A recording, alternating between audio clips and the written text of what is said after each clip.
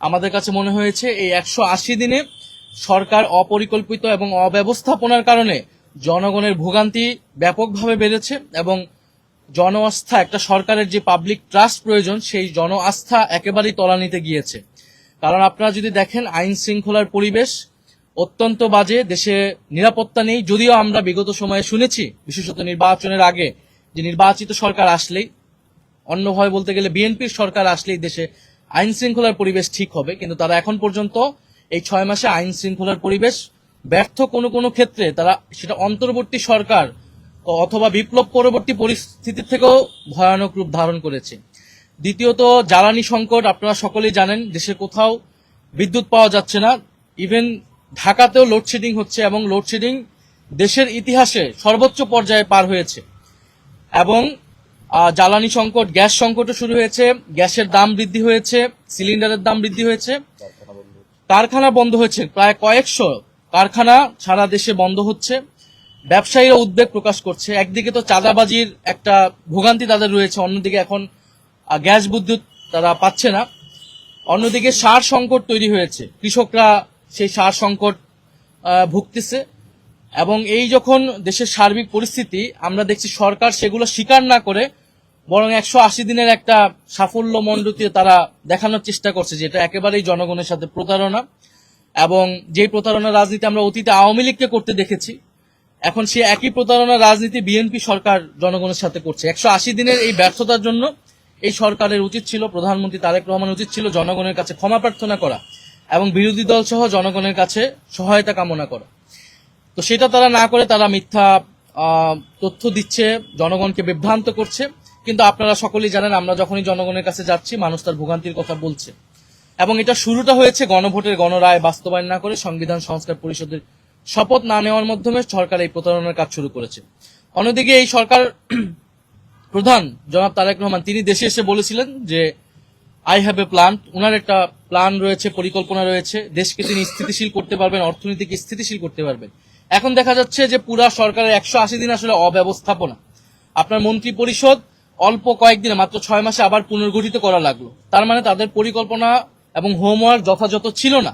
এবং এই মন্ত্রী পরিষদ কিন্তু তাদেরকে আরো পরিবর্তন করতে হবে, কারণ সকল মন্ত্রীরাই, বেশিরভাগ মন্ত্রীরাই কিন্তু ব্যর্থ হবে আসলে তাদের কার্যক্রমে। ফলে এই সরকারের কাছে কোনো পরিকল্পনা নাই দেশ কিভাবে পরিচালনা করতে হয়, এবং তারা বিরোধী দলের কাছে পরিকল্পনা চাচ্ছে। তো বিরোধী দল সরকারের আগেও ইস্তেহার ঘোষণা করেছে, বাজেটে আমরা বিকল্প বাজেট আলাদা আলাদা ভাবেও এবং একসাথে আমরা বলেছি। জ্বালানি নিয়ে যে কমিটি হয়েছিল সংসদে, সেই কমিটিতে কিন্তু বিরোধী দল তার প্রস্তাবনাটা দিয়েছিল সম্মিলিতভাবে 11 দল হিসেবে, যদিও সেই কমিটিটাকেও ব্যর্থ করা হয়েছিল। পরবর্তীতে কমিটি কোনো কার্যকর করা হয়নি এবং এই রিপোর্টটা নিয়ে কোনো ধরনের আলোচনা হয়নি। ফলে সরকারের এই অব্যবস্থাপনার কারণে দেশবাসী ভুগছে।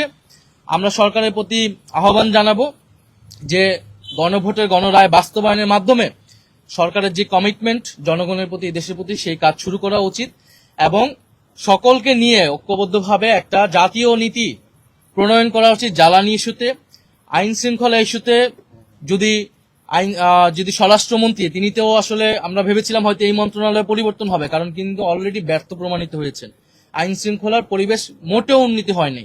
ফলে এই মন্ত্রণালয়গুলো কি করবেন যেগুলো আসলে ক্রমাগতভাবে ব্যর্থ হচ্ছে, তো সেগুলো নিয়ে সরকারের মন্ত্রণালয় পুনর্গঠিত করা উচিত। সেক্ষেত্রে বিরোধী দল প্রয়োজনে সরকারকে নীতিগতভাবে সহায়তা করবে। আরেকটি বিষয় আমাদের আলোচনা এসেছে যে সরকারের পররাষ্ট্রনীতি এবং বাংলাদেশে বর্তমান যে ভূ রাজনীতির মধ্যে বাংলাদেশ আছে, আমাদের কাছে মনে হচ্ছে সরকার যে পররাষ্ট্রনীতি সেটা যথেষ্ট আত্মবিশ্বাসহীন।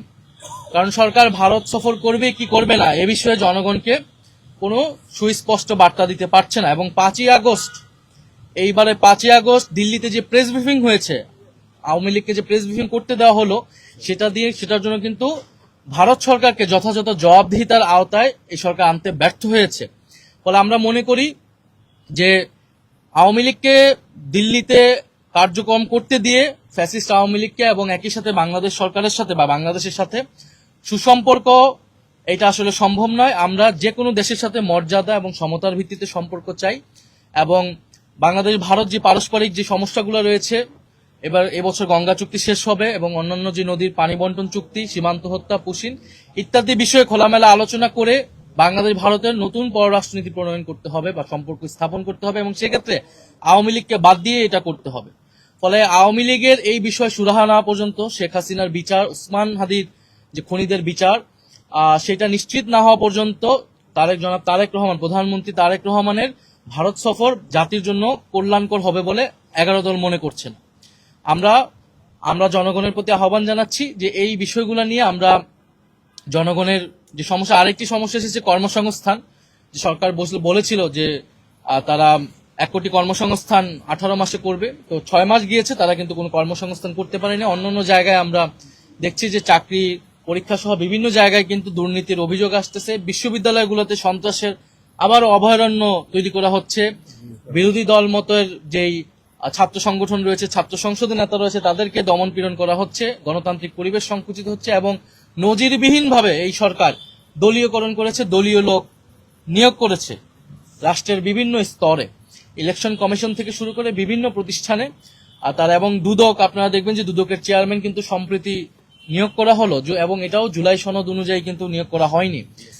পিএসসির চেয়ারম্যান পদত্যাগ করেছেন, কেন করেছেন আমরা জানি না। তো এই যে পাবলিক প্রতিষ্ঠানগুলো, এগুলো নিয়ে কিন্তু আমাদের আলোচনা ছিল, বা আমরা 6 মাস ঐক্যমত্য কমিশনে আলোচনা করেছি।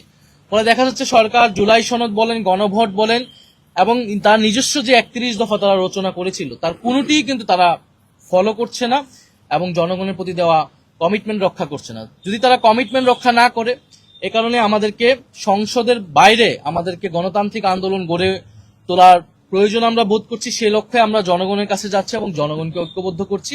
আমরা মনে করি সরকার যদি জুলাই গণ অভ্যুত্থানের আকাঙ্ক্ষা এবং তার প্রতিশ্রুতি যদি রক্ষা না করে, আমরা গণতান্ত্রিকভাবে রাজপথে 11 দল সেটার জবাব দিবে।